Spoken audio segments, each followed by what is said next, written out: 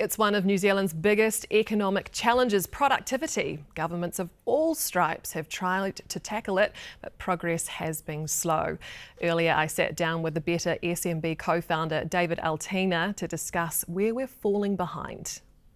I think we've got a disconnect between Wellington and our businesses. So we talk about productivity at a national level. We hear our politicians talking about productivity.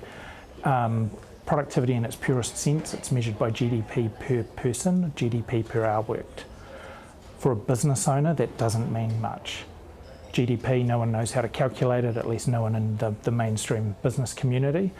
What business owners care about is how their businesses perform, how efficient and effective they are. So do we have to reframe it for those smaller businesses, because we are majority small to medium-sized enterprises? Yeah, I think we need to reframe how we talk about it, because even Treasury talk about productivity as our biggest economic challenge. It's been a challenge for 40 years, so no government's got it right, and it spans generations. So instead of talking about it as a problem, let's talk about it as an opportunity. What is holding these SMEs back from growing in your experience? I think we've got a labour-based workforce. We get busy and we grow our businesses by bringing more people in. You only need to look at national numbers around population increase. So we bring more people in and we keep doing what we've always done.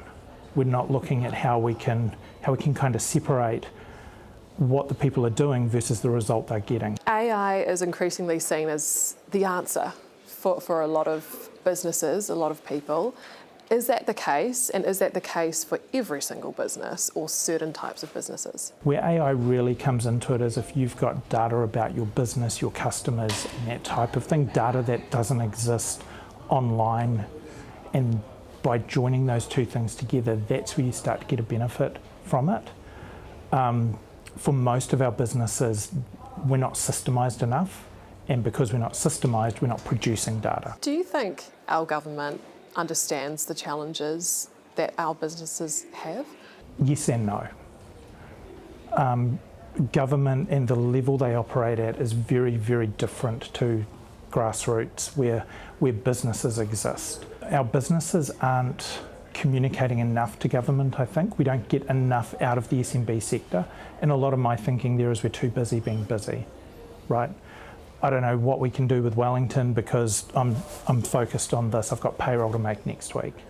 I think we need more from our small business community around what they need. And is the government the answer? Is that type of intervention going to help, or are there other ways that we can improve the situation? So we've been waiting 40 years for the government to help us with this problem, and we haven't really got anywhere. And I'm not being negative about that. I think we need a joined up approach where we've got activity at the bottom and activity at the top, and the right type of activity, the right policy settings and so forth that actually enable our small business community to lift their ambitions, lift their business acumen and really start growing.